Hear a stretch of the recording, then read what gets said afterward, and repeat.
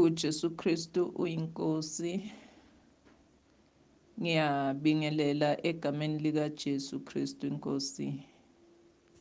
Bingelela bonke bazalwane etindzaweni tonke ngokwahlukahlukana kwato. South Africa, ngesheya kwetilwandle, bomakhelwane, around thine.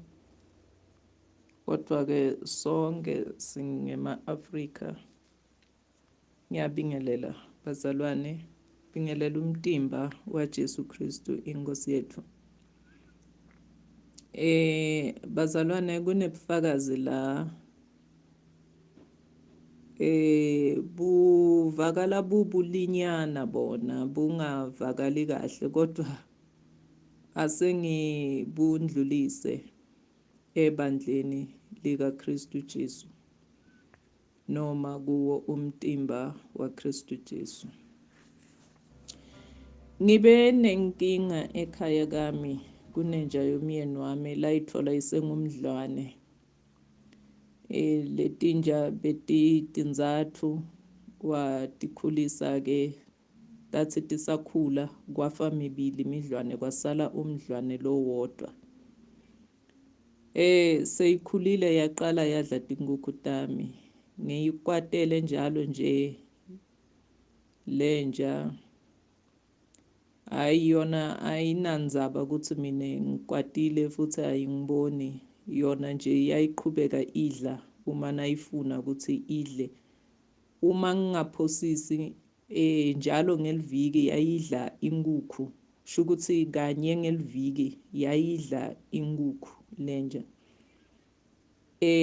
Lento le seyisikhathi yendeka. Hhayi ukuthi iqale kule nyanga yangoMeyi noma ngo-April, kodwa sesikhashanyana lento yendeka. Kuthe ngalelinye lilanga ibambe inkukhu yembu kwami. Bazalwane, ngakwata kakhulu, ngafuna into ngayishaya yabaleka ekhaya ilanga lonke, yabuya sekulate. Ekukwateni kwami-ke ngathukuthela, ngahamba ngafuna ishevu yemakundwane kulaba labathengisako bositolo siyanzinza estradini, ngayithola. Sengiyitholile, ngithi ngibuka ishevu, ngibuke inja, ngitive ngigcwala luthando lokuyithanza lenja. Angisafuni ukuyibulala inja. Ngithole nayo inja ingibukile. Uma ingibukile lenja, ngibuke ishevu, kufike umcabango kimi ukuthi kanzi sowungumbulali futhi na. Ngithi ngibuka inja ngiyithole nayo ingibukile ukuthi ngumake wami lo, ungipha kudla lakhaya. Kuphele kukwata kimi, ngibeke ishevu. Ngithi pho ngitawenta njani ngalenja ngoba idla tinkukhu tami. Ngive nje kwangathi kunemuntu lobuka yonke lento lengiyendako. Kanzi kwangathi kunemuntu lobuka inhlitiyo yami nemicabango yami. Bazalwane, ngakhumbula futhi nebufakazi lo sewalala, lo wakhuluma ngesono lasenda mhla agwaza inkomo asengumfanyana. Leso sono kwabangiso naso labalelwa sona ngalesikhathi yanikwa lithuba lokuthi ayokhonjiswa sihogo. Kwafika konke loko, ngingene endlini ngiguqe ngemadolo. Ngitshele inkosi uJesu Kristu waseNazaretha ukuthi lapha ekhaya kunenja lengifuna kuyibulala ngoba idla tinkukhu tami. Manje ngiyesaba kuyibulala. Ngicela uyisuse ngoba idla tinkukhu tami, mina lengitidlako.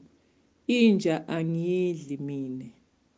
Nguwe umnikati walenja, yadalwa nguwe. Ngibonge egameni lenkosi uJesu Kristu. Lo mthandazo azange ngiwenda ube mude kakhulu. just ngaguca phansi ngasho lamavi lengwashido. Konke lokhu kwenteka ngenyanga yaMeyi 2024. Mhla ka-2 kuJuni 2024 kwakulisonto ntambama, ngagcina ngalelo langa uyibona. Namhlanje tingu-3 kuJulayi 2024 ngo-day 31. Inja ayibonwa ngisho nangeliphunga ukuthi kwendekani ngayo kude lo watiko. Sonke lapha ekhaya siyafuna kwati ngenja ledla tinkukhu ukuthi iyaphelelaphi, kepha mina ngiyati ukuthi ngatshela Jesu Kristu ngalenja kwaba nguye lo isusako kimi. uJesu Kristu uyinkosi. Bazalwane, konke lesikuqela kuJesu uyasendela kona uma thina sethembekile kuye. Futhi siqela ngokukholwa, futhi sinelithemba lokuthi uyasiva. Inkosi yethembekile, yenta konke lesikudingako yokuyo. Kodwa Jesu uyabuka ngekhatsi enhlitweni ukuthi lento loyicelako userious ngayo kangakanani, and ikuhlupha kangakanani. Angati ngingathini bazalwane, kodwa nje kwentekile njengoba ngirecorda kwentekile. Inja ayikho ekhaya, asati ukuthi iyashonaphi. Nala mhlambe ngingathi mine mhlambe or yafa, akukho la sihambe khona or bantwana bahambe khona babuka. Mhlawumbe or ngalelinye ilanga sitake sihlangane nemathambo ayo, angati. Kodwa nje sibukile, akukho ngisho nelukhalo loluncane lolukhombako tinkomba ukuthi mhlambe kwenteka lokhu. uJesu Kristu inkosi bazalwane, ngiyabonga. Amen. uJesu Kristu uyinkosi. Siyabonga Mama uShoba ngobufakazi obunamandla kangaka. Akukho okumehlulayo uJesu. Noma ngabe isiphi isimo umntwana kaNkulunkulu abhekana naso, kuyasifundisa ukuthi makabikele uJesu, ngoba uJesu asikho isimo esimahlulayo. Noma kuthiwa sikhulu kangakanani, kepha uJesu uyasinqobela kukho konke. Amen.